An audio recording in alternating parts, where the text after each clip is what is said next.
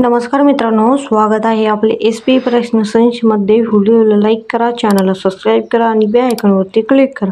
चला तर मग मित्रांनो, व्हिडिओला सुरुवात करूया।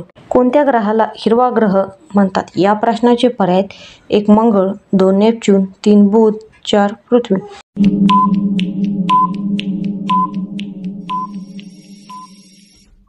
या प्रश्नाचे योग्य उत्तर आहे पर्याय क्रमांक 2 नेपच्यून योग्य उत्तर आहे। मराठी भाषा गौरव दिन कधी साजरा केला जातो? या प्रश्नाचे पर्याय: 1 28 फेब्रुवारी, 2 28 जानेवारी, 3 27 फेब्रुवारी, 4 29 जानेवारी।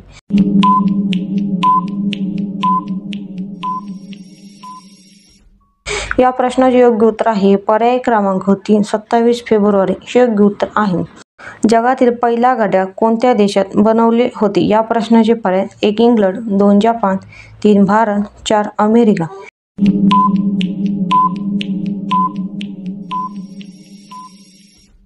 या प्रश्नाचे योग्य उत्तर आहे पर्याय क्रमांक 1 इंग्लंड योग्य उत्तर आहे।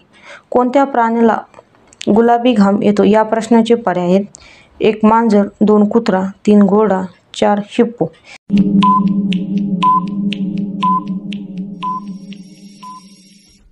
या प्रश्नाचे योग्य उत्तर आहे पर्याय क्रमांक 4 हिप्पो योग्य उत्तर आहे। मॅगी खाल्ल्यास कोणता आजार होतो? या प्रश्नाचे पर्याय: 1 malaria, 2 cancer, 3 liver, 4 blood pressure.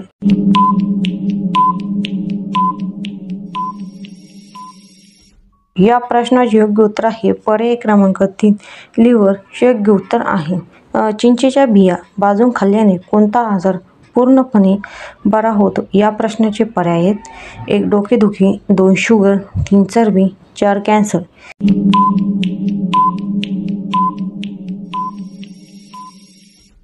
या प्रश्नाचे योग्य उत्तर आहे पर्याय क्रमांक 1 डोकेदुखी योग्य उत्तर आहे। भारताची राष्ट्रीय भाजी कोणती आहे? या प्रश्नाचे पर्याय: 1 बटाटा, 2 भोपळा, 3 कांदा, 4 टोमॅटो।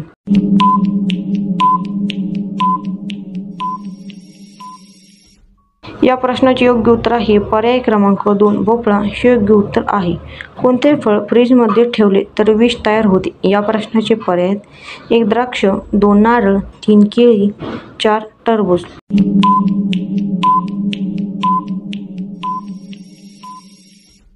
या प्रश्नाचे योग्य उत्तर आहे पर्याय क्रमांक 4 टरबूज योग्य उत्तर आहे। अंघोळ करताना लघवी लागणे ही कोणत्या रोगाची लक्षणे आहेत? या प्रश्नाचे पर्याय: 1 इन्फेक्शन, 2 लिव्हर, 3 किडनी, 4 मूतखडा।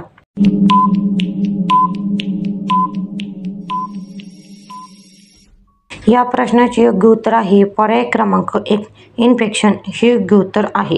शेवग्याच्या शेंगा खाल्ल्याने कोणता आजार लवकर बरा होतो? या प्रश्नाचे पर्याय: 1 दमा, 2 वजन नियंत्रण, 3 हृदयविकार, 4 हातपाय दुखणे।